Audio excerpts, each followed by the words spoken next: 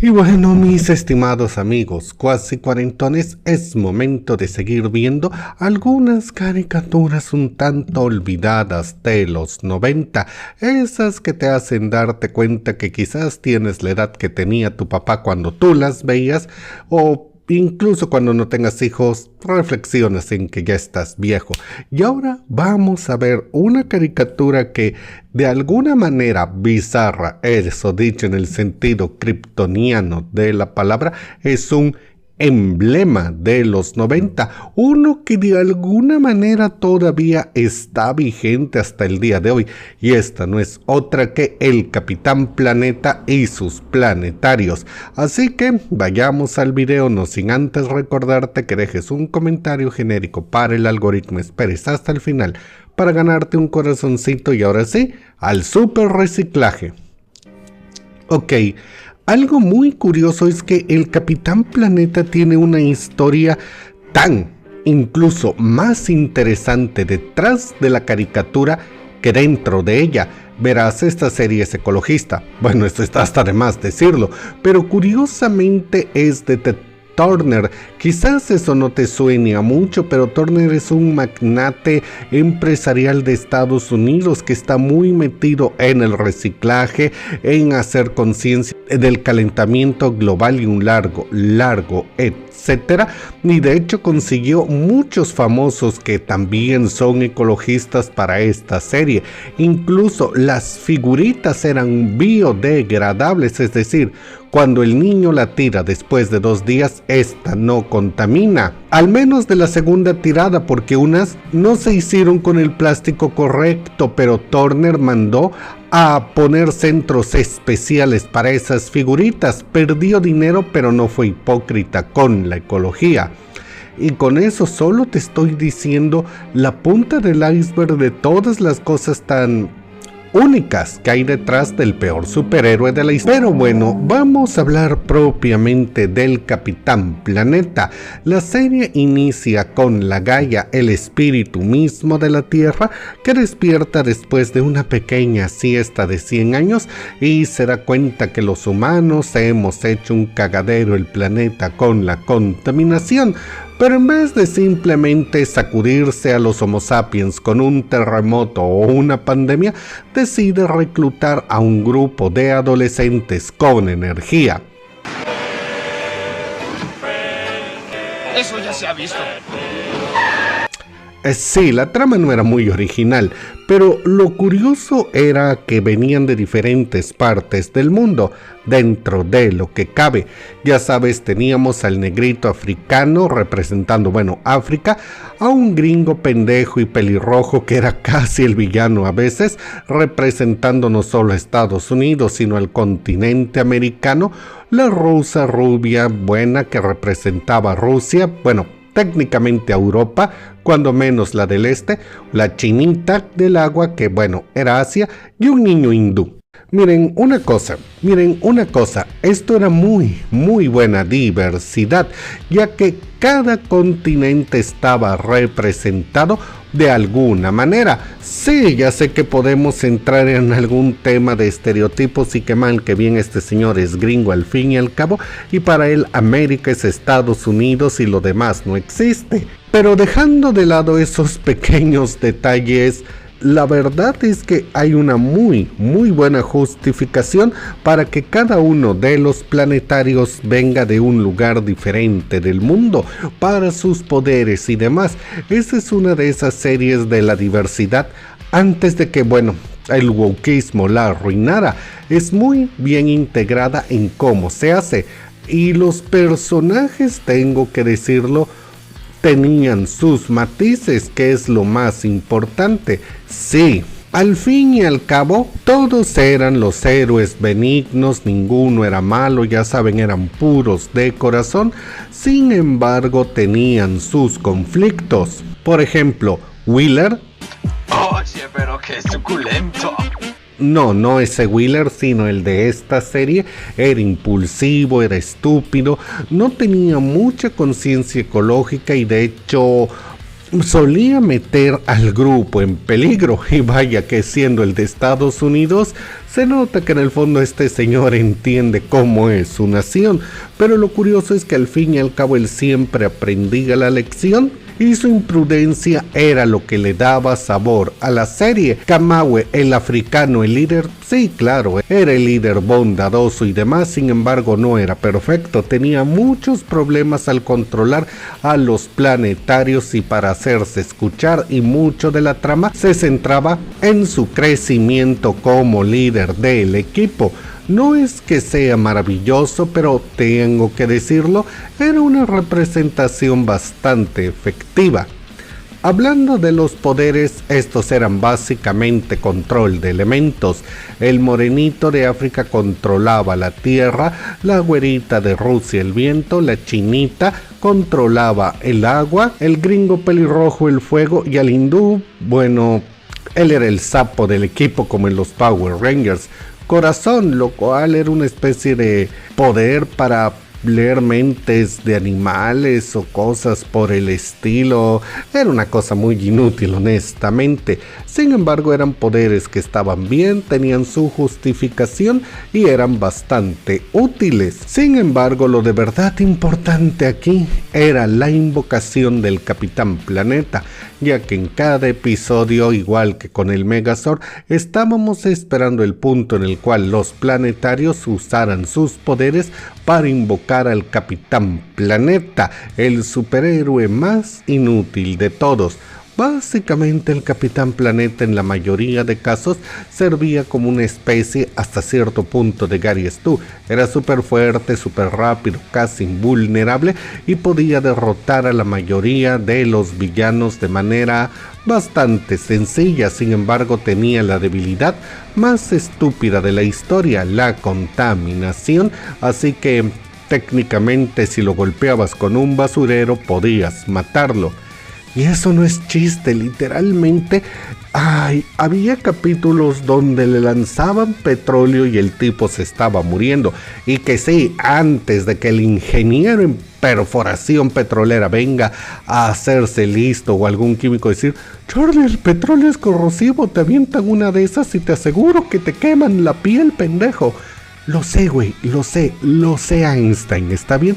Lo que estoy diciendo es que para estándares de un superhéroe, poder derrotarlo o incapacitarlo de manera tan sencilla es, bueno, honestamente, decepcionante. Prácticamente cualquier persona de a pie puede darle pelea o lastimar severamente al Capitán Planeta.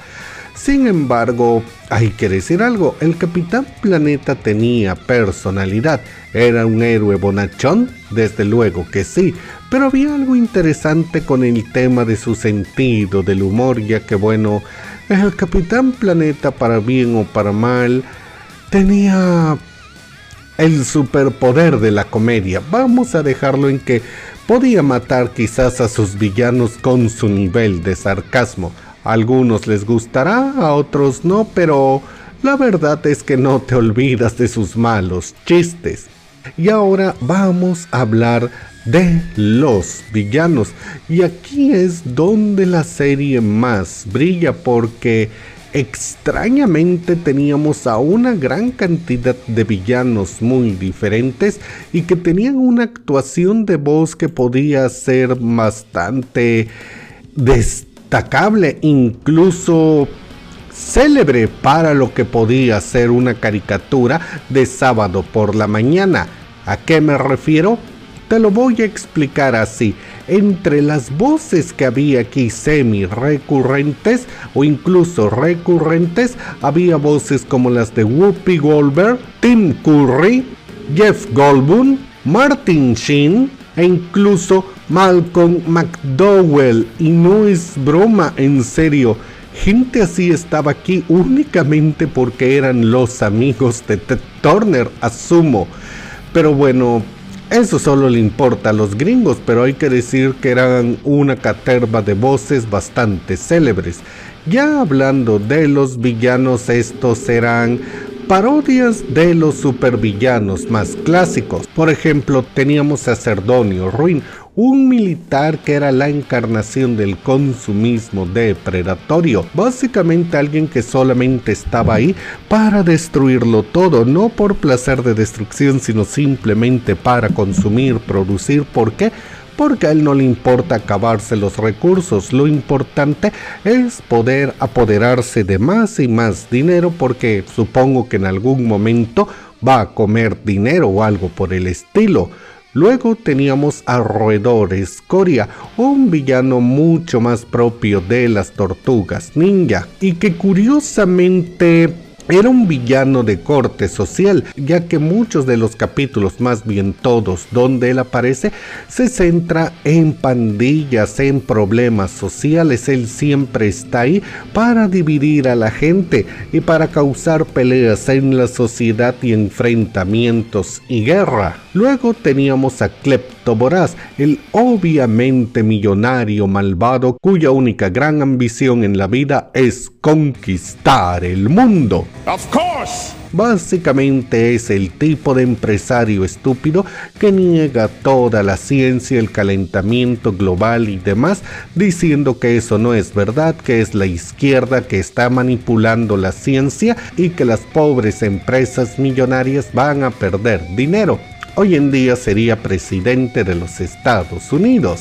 Y la más llamativa y que más recuerdo por grandes motivos es la Doctora Plaga. Básicamente ella era una supervillana estilo Bond, muy inteligente y que tenía una IA como asistente personal, y era una IA masculina con la que tenía una especie de relación romántica como Plankton con su esposa robot, pero aquí la mujer era la humana y la IA era masculina. Lo interesante es que ella, bueno, evidentemente, repito, está basada en un cliché de James Bond, pero de hecho era también una científica súper brillante que logró crear un Capitán Planeta maligno, una máquina del tiempo, y que su representación dentro de la serie era básicamente la destrucción de las áreas naturales. Ah, sí, y de paso también estaba un tipo radiactivo que parecía una piña malvada. Creo que está de más decirlo que la serie era bastante directa con el tema de la ecología y de lo que estaba desarrollando. Y sus villanos, vamos a decirlo, eran caricaturescos. Eso salta a la vista con sus diseños. La Doctora Plaga era por mucho la mejor, era la única que tomaba la iniciativa para intentar acabar con los planetarios, tenía los mejores planes de todos y era la que perdía porque, bueno, el poder del guión. Pero más allá de eso, los demás eran caricaturas que lo único que tenían por objetivo era satirizar de manera muy directa y quizás demasiado caricaturizada todos los problemas de la sociedad. Y es que a eso vamos, el Capitán Planeta era evidentemente una serie para crear conciencia y a veces se les pasaba un poquito la mano. Miren, yo sé lo que es la importancia de eso, pero había un capítulo muy recordado hasta el día de hoy por lo WTF que es, donde el roedor gigante empieza a crear rumores y desinformación acerca del SIDA para crear paranoia social. Y vamos, que la desinformación del SIDA fue mucho de la causa por la cual esa pandemia se salió de control. Ya no hablemos de otras cosas más actuales como los desinformadores del COVID y cosas por el estilo. Sin embargo, viéndolo en retrospectiva, es excesivo como el Capitán Planeta quería sermonearte. Hay otros capítulos donde funciona mucho mejor, ya que algunos de los villanos son simplemente de corte militar. Quieren ganar dinero con armas, quieren mover a poblaciones enteras de sus casas únicamente por dinero y poder. No hemos cambiado demasiado, ¿verdad? Y en esos capítulos los planetarios son héroes mucho más estándar, derrotando a villanos, megalómanos y demás. Sin embargo, les digo, la conciencia social a Ted Turner a veces se le salía muchísimo de las manos en esta serie. Como conclusión tengo que decirlo, no había visto los planetarios en mucho tiempo. Sin embargo, esa caricatura la repitieron hasta que creo ya estaba en la secundaria, así que los recuerdos estaban frescos y tengo que decir que me resultó casi tan buena como la recordaba realmente. Los planetarios y todo el equipo es muy buena representación de diversidad, no me voy a cansar de decirlo. Las escenas de acción y demás no son tan bien logradas, sin embargo para los 90 eran bastante buenas. Las escenas del capitán son divertidas a pesar de lo estúpido que a veces es su debilidad. Los villanos son caricaturas, sí, pero no más que cualquier villano en la Edad de Plata. Y en general no más que cualquier villano en una serie family friend, muy family friend de los 80 o 90, digo, sí, sus villanos son caricaturas, pero no más que Skeletor, no más que Horda Prime o cosas por el estilo. A veces abusa mucho del sermón y de querer ponerte en sintonía con los ideales de la productora, no lo niego. Pero vamos, están hablando de ecología y de temas importantes, así que honestamente no puedo sermonearlos ni decir se pasaron de la raya, aunque lo hayan hecho. Les hizo falta discreción, pero todo salió bastante bien. Además hay cosas interesantes, ya que la serie al fin y al cabo es una de superhéroes y hay cosas como paradojas temporales. De hecho, Wheeler viajó en el tiempo. Algunas tramas más interesantes, como un capítulo basado en la película de La Mancha, donde se creen unos extraños aliens diagonal, cosas raras para limpiar la basura, y estos se salen de control y empiezan a destruir una ciudad entera. Les digo, cuando se aplicaban con la ciencia ficción, las cosas salían bien.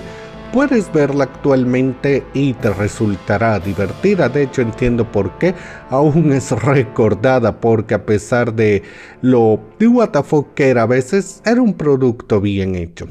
Y bueno, chicos, esto es todo por ahora. Quiero dar gracias a Andrés Alaina, a Locoyote, a Renard 120, a Scarlett Dunferrer, a Luis Yoke y a Durago Valdés por ser miembros del canal de Nivel, Mutante, Caballero de Atena y Círculo de Lovecraft, ya que con sus contribuciones me ayudan a seguir creando contenido como este. Mientras tanto, chicos, díganme, ¿qué les parece el Capitán Planeta? ¿Creen que sea woke para estándares actuales? ¿Cuál era su planetario favorito? Déjenme todas sus opiniones en la caja de comentarios. Y si este video les gustó, den like y compartan. Yo soy Charlie Mustaine. Y si llegaron hasta aquí, dejen un comentario donde digan vamos planeta. Y cuando lo vea le daré un corazoncito. Y ahora sí, nos vemos en la próxima.